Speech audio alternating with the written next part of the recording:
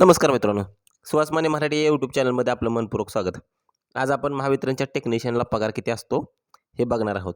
बघण्याचं कारण की आपण एका सबस्क्रायबरने व्हिडिओच्या कमेंटमध्ये आपल्याला विचारलं होतं की विद्युत सहाय्यकचे 3 वर्ष कंप्लीट झाल्यानंतर टेक्निशियनला बेसिक किती असतं. बेसिक किती असतं आणि त्याला पूर्ण पगार किती असतो ते आपण या व्हिडिओतून बघणार आहोत.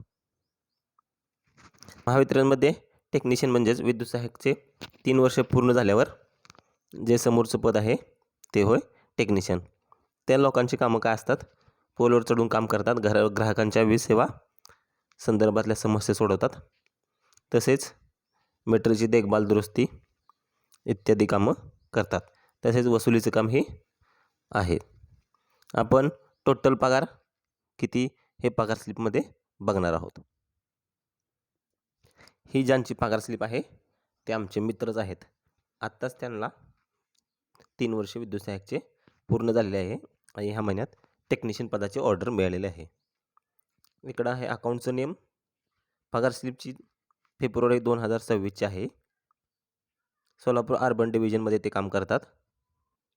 युनिटचं नेम आहे सोलापूर अर्बन B&R सब डिव्हिजन. त्याच्या खालोखाल आहे employee number, CPF number, EPS number, employee name, date of birth, designation आहे टेक्निशियन. त्याच्या खालोखाल स्पेस स्केल आहे 30,800 ते 605, 33,825 ते 730 रुपये, 41,125 ते 845 रुपये आणि त्याच्यासमोर आहे 60,560 रुपये. सध्या ह्यांना 32,010 हे बेसिक आहे. त्याबरोबरच डाव्या साईडला असते पॅन नंबर आहे, युनिव्हर्सल नंबर आहे, EPFO, डेट ऑफ जॉईनिंग आहे 23/11/2022. त्याच्या खालोखाल आहे increment, quarter type, date of retirement, payment mode इत्यादी माहिती आपल्याला पगार स्लिपवरती दिसलेली आहे. आता आपण बघणार आहोत बेसिक, पूर्ण पगार आणि कपात. सगळ्यात पहिल्यांदा मी आपल्याला सांगू इच्छितो की हे जे विद्युत सहाय्यकचे टेक्निशियन झालेले आहेत हे महावितरणच्या क्वार्टर्समध्ये राहत असल्यामुळे यांना याचार्य मिळत नाही. तो ऑटोमॅटिक कट होऊन महावितरणकडे जमा होतो. तसेच याच महिन्यामध्ये 3% DA वाढलेला आहे आणि हे विद्युत सहाय्यकांना पेट्रोल अलाउन्स यांनी चालू केला नसल्यामुळे पेट्रोल अलाउन्सचे देखील पैसे मिळत नाहीत. असे मिळून आपण पूर्ण पगार किती होतो, त्यांच्या हातात किती येतो इत्यादी माहिती बघणार आहोत. त्यामुळे आपण सुहास माने मराठीला सबस्क्राईब करा आणि व्हिडिओ शेवटपर्यंत बघा. आवडल्यास लाईक, शेअर, सबस्क्राईब करा. सगळ्यात पहिल्यांदा बघूया बेसिक सॅलरी. यांचं बेसिक आहे 32,010 रुपये. त्या खालोखाल आहे DA अलाउन्स. मी मगाच आपल्याला सांगितलं की ह्या महिन्यात 3% वाढलेला आहे. यांना DA भेटत आहे 17,606 रुपये. यामध्ये या महिन्याचे 3% ॲड केले तरी तो 960 रुपये इतका होतो. त्याबरोबर आहे कंपेन्सेटरी लोकल अलाउन्स आहे 120 रुपये. इलेक्ट्रिकल चार्जेस अलाउन्स आहेत 415. स्पेशल कंपेन्सेटरी अलाउन्स आहे 240. हेवी ड्युटी अलाउन्स आहे 125. रिस्क अलाउन्स मिळतो आहे 350 रुपये. बुक अलाउन्स मिळतो आहे 290 रुपये. वॉशिंग अलाउन्स मिळतो 100. चतुर्थ श्रेणीचे कर्मचारी म्हणून ॲडॉक पे टेक्निशियन 4 असलेले टेक्निशियन कॅटेगरी 4 1,000 रुपये इत्यादी मिळतात. हे फ्रीज बेनिफिट आहे फील्डचे 415 रुपये. इकडं टोटल अर्निंग दिसते 52,671 रुपये. यामध्ये जर आपण पेट्रोल अलाउन्सचे 800 रुपये, या महिन्याचे वाढलेले 960 रुपयेचे DAचे आणि घरभाडा भत्ता HRA जो की 10%, 20%, 30% असा असतो. सोलापूर शहरात काम करत असल्यामुळे यांचा HRA आहे 20%. हेही आपण याच्यामध्ये ॲड करूयात. तो होईल 7,187 रुपये.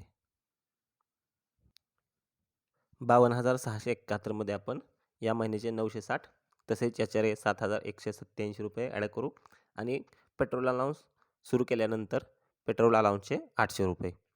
टोटल पगार होईल 61,618 रुपये, जे की ITI केलेल्या विद्यार्थ्यासाठी खूप मोठी पगार आहे.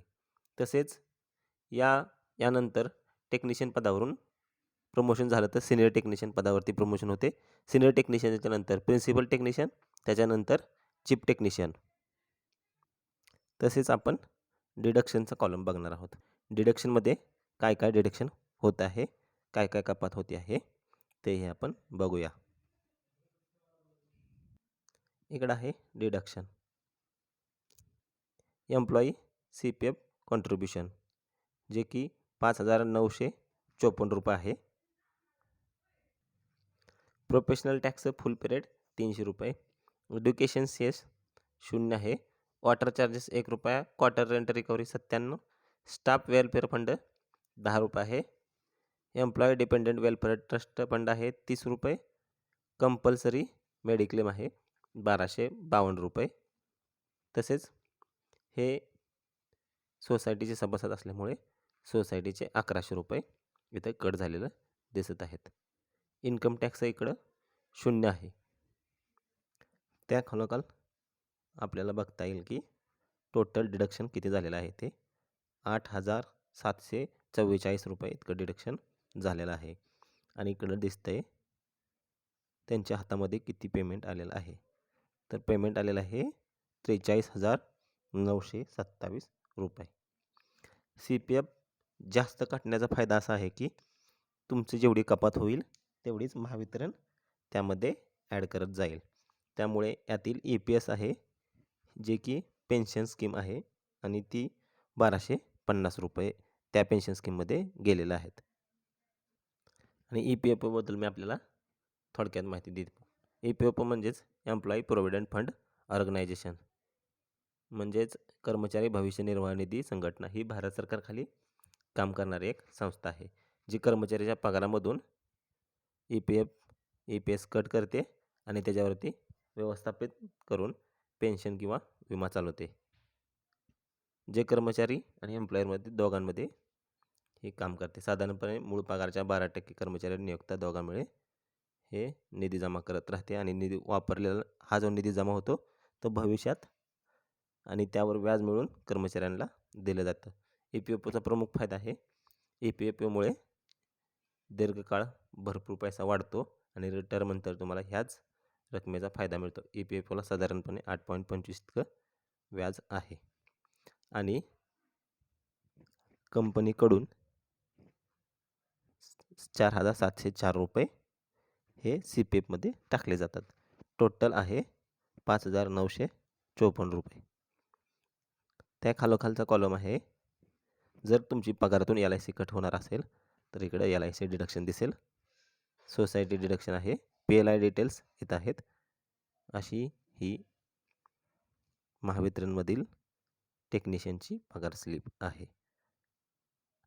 आपल्याला व्हिडिओ कसा वाटला कमेंट बॉक्समध्ये आपण नक्की कळवा. धन्यवाद.